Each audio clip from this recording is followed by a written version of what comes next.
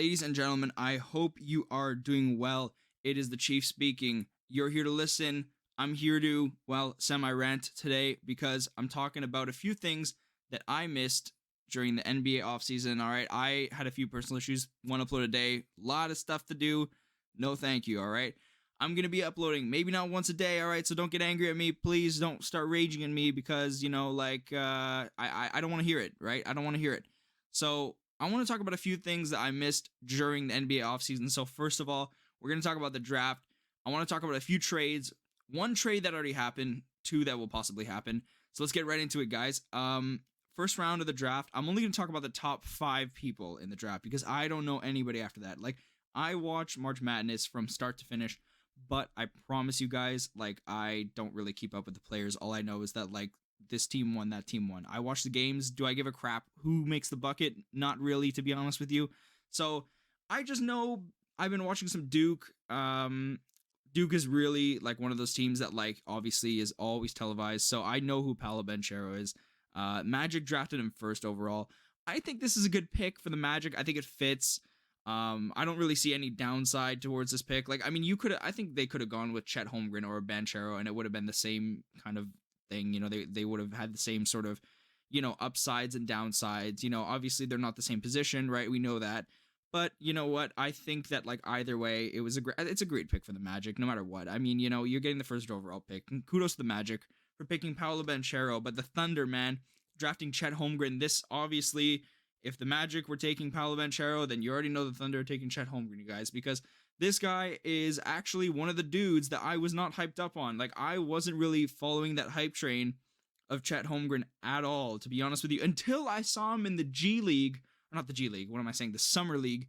Saw him in the Summer League the other night. The guy was going crazy, man. This guy had a crazy, crazy stat line. He had like 24 points. I think it was like 6 rebounds, 5 blocks, or some shit like that, man. He had like a few assists on that too. Like, it was pretty crazy, guys. Like, this guy is, I think he's legit, dude. Like, I was sort of scared, because he reminds me of like a Thon Maker, okay? Like, he reminds me of like a lanky kind of like center, Do you guys remember like Thon Maker was supposed to be like the next generational center, like lanky but like crazy shooting skills, like, whatever, all that stuff, But we all know what he turned out to be. But you know what? I was scared that Chet Holmgren was going to be this. But you know what? He's looking like a dog, man. He's looking like a Gonzaga dog out there. You know what? Rockets drafting Jabari Smith. Okay. I'm not gonna lie to you, bro. I don't even know who the heck Jabari Smith is. All right. I'm sorry, Jabari Smith. If one day in your life you hear this, okay, and you become an all-star, I am sorry. I didn't follow Auburn because I'm pretty sure, if I can remember correctly, they got absolutely wrecked in like the first or second round. So you know what? Too bad for Auburn. Too bad for Jabari Smith. I don't know who you are. And this is one thing. This is a pick that I don't like, guys. Number 4. Okay, Keegan Murray to the Kings. Guys, what? Okay, like, I don't even know what to say, man. Like, I haven't followed Iowa, but like, why didn't they pick Jaden Ivey, bro? Like, come on. Like, I just don't understand. Why would you not just pick Jaden Ivey? I get it. You have De'Aaron Fox, right? But, the thing is with the draft, it doesn't matter what you have. It's about what you can make of the draft, right?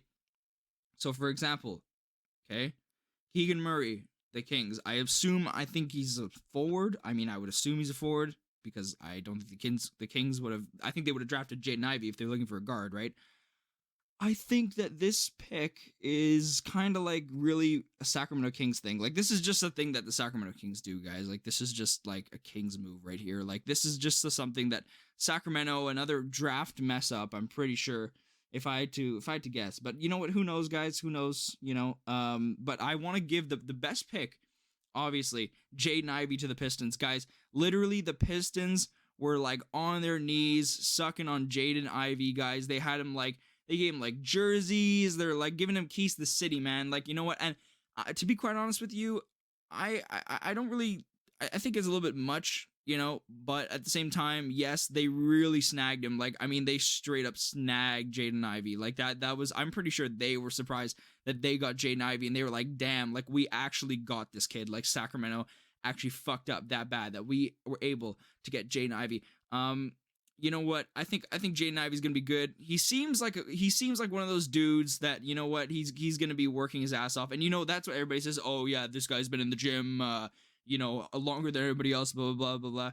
But I think that like Jaden Ivey is really one of those dudes that doesn't play around, man. I think he's the type of dude that would really be in the gym earliest, and then he would be the last one in the gym. So you know what? Kudos to the Pistons for that. I think they're moving in the right direction, man. They've got a few good centerpieces and stuff like that. So yeah, I think that's basically my little draft. That's my draft tally, whatever you want to call it.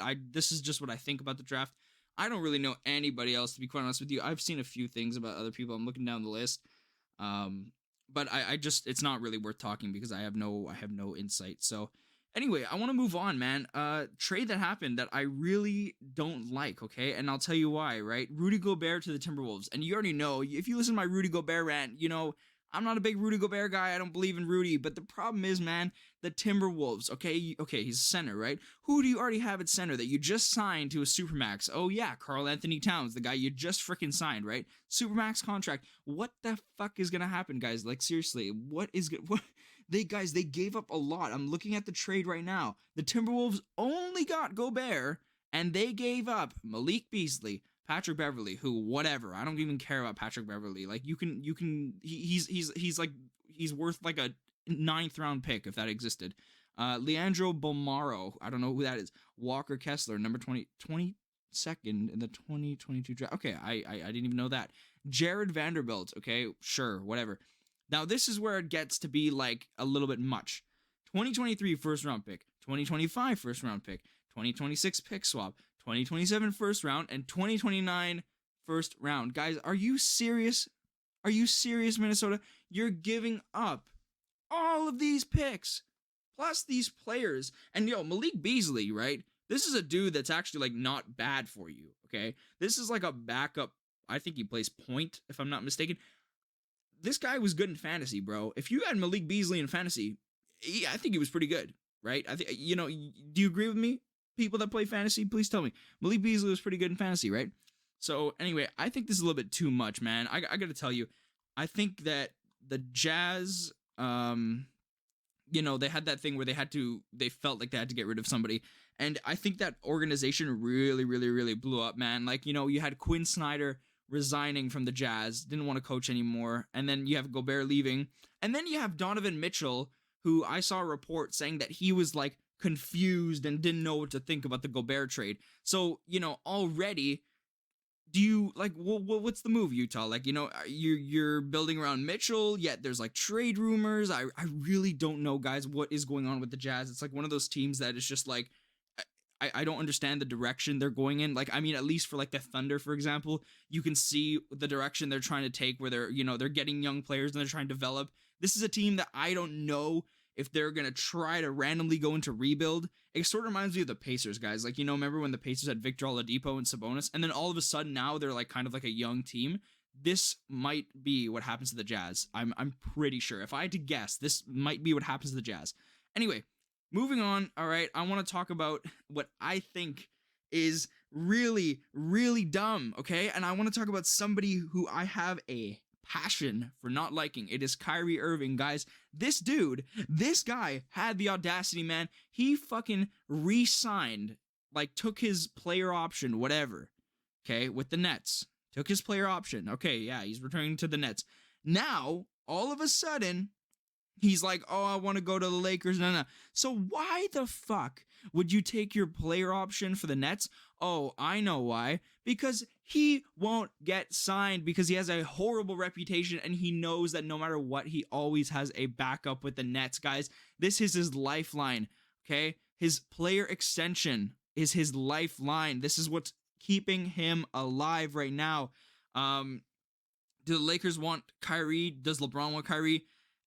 It seems so, really. I mean, I'm surprised, but LeBron is like pushing for this trade because I'm pretty sure he knows that, like, you know what, I fucked up with like, trying to get Westbrook here.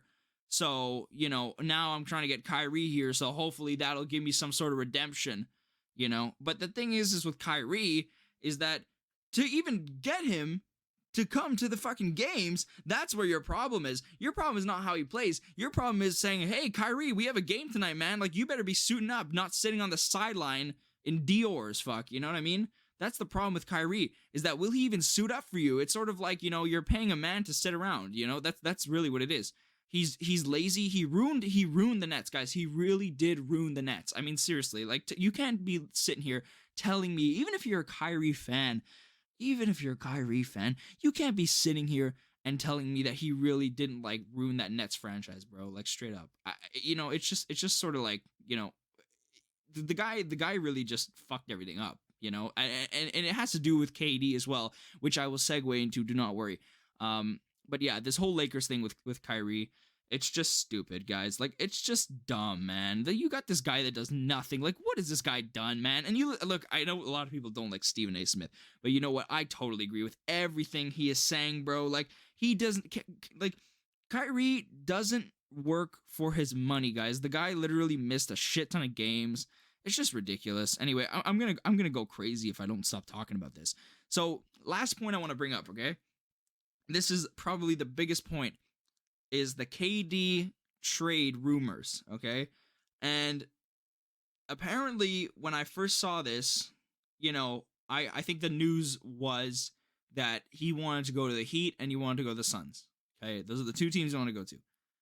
So the problem now is, for the Heat, I feel like they're out of the sweepstakes. They have no chance. They never had a chance, because you know what? They don't have what it takes to give Brooklyn. All their guys, they need to be there to win a championship. Can't just have Butler and KD. Yeah, you can't. That wouldn't win you a championship. I promise you. You would not win a championship with KD and Butler. You need more. So the problem is with the Heat is that what I saw is that they were offering a package revolved around Tyler Hero. Okay, that is never gonna fucking fly. Okay, that's never gonna fly. The problem is, I want KD in Phoenix. I want him there. He belongs in Phoenix. And I know I ripped on KD, but guys, come on. This is a dude that you hate him when he doesn't play for you, but when he plays for you, you love him, right? You know what? And I'm quite sure. I know, people say, oh, the Suns don't have a chance. I'm pretty sure if there's a way that we, at least on our team, have KD, CP3, and Booker, we will win a championship, okay? We will take a ring home to Phoenix, man. Like, it's almost inevitable. So now it's just like, how do we get KD here? And the problem is I'm reading something, and apparently the Nets want nothing to do with the Suns' offers. Okay, now this is something that's a problem, because the Nets are expecting way too much. No team is able to give up. No, like, what team is able to get? They were asking, guys. At first, they were asking for 2 superstars. Okay. Role player, and then multiple picks. Guys, that's crazy, okay? They are asking a lot for somebody who has demanded a trade out of a team. He has demanded, he wants to leave Brooklyn, okay? He is done. He doesn't care what the Nets get in return. He doesn't give a crap. He wants to get out. He wants to play with Devin Booker. So why the fuck would the Nets want to say, oh, we want Devin Booker? Obviously, it's not going to work, bro. It is not going to work. So now the problem is that we got DeAndre Ayton, that stupid fucker who messed us up in the playoffs. We don't know what's going on with him now. And then we also have, who did we get? Did we get rid of anybody? I don't think we got rid of anybody. Or no, we got rid of JaVale McGee. He's gone. He signed with Dallas as a free agent, which sucks, man. I was really hoping we keep JaVale. Cam Johnson is somebody who I think we can afford to flip. If I had to offer, like, personally, if I was to offer the Nets something, I would offer them Mikal Bridges. Sadly, I think he's really, like, him and Ayton would be the centerpieces of the trade, obviously. Because, guys, Mikal Bridges, man, like, this dude was, like, runner-up defensive player of the year. Like, he is a dog, guys. Like, you can't deny, man. Mikal Bridges is an absolute dog. So you put Mikal Bridges in there with Ayton. That's definitely something I would do. And I mean, I would throw in Cam Johnson. Would they take Jay Crowder? I don't think that's enough. I think if you put DeAndre Ayton, Mikal Bridges, Cam Johnson, and if you throw in like Landry Shamet or something, and then you give him a few picks, or you give them, a few picks and not throw in Landry Shamet. Like I think, okay, I'll put it to you this way: Da, Mikal Bridges, Cam Johnson, a few first rounders. I think that should be enough. Like I know it's KD, but what other team? Like we have the Suns have a really deep bench, guys. Okay, this is a team that if you look at all these players on this roster, they are all probable starters. Like these are dudes that like are not like fucking scrubs on the bench. Like these are guys that can play. Everyone on this team can play. So my thing is that, for the Nets, are you going to be able to get a better deal than what the Suns are offering? You know what? Now this is where the Raptors come in, and then they're offering this big package. But the problem is, guys, does KD really want to go play for fucking Toronto, the team that like freaking booed him when, like, guys, I mean, think about it. Does anybody remember this is the team that literally not booed him, they cheered for him when he was literally injured? Like, guys, do you think he's really going to want to go and play in front of Toronto fans? No, he's not going to want to go play there, bro. Like, stop, like this whole Toronto thing, So anyways, guys, to wrap it up, man, DeAndre Ayton, Mikal Bridges, Cameron Johnson, give him a few first rounders, whatever. You know what? We need a ring, man. This is not like a thing where, oh, let's build up. We have it built up. We have everything we need to get this. Like, we have everything we need, guys. This is just the year where we gotta, like, fuck it. All or nothing, get KD, get the ring, celebrate because you did it, then worry about it after. That's what I think, guys. Anyway, look, thank you so much for listening today. I appreciate it.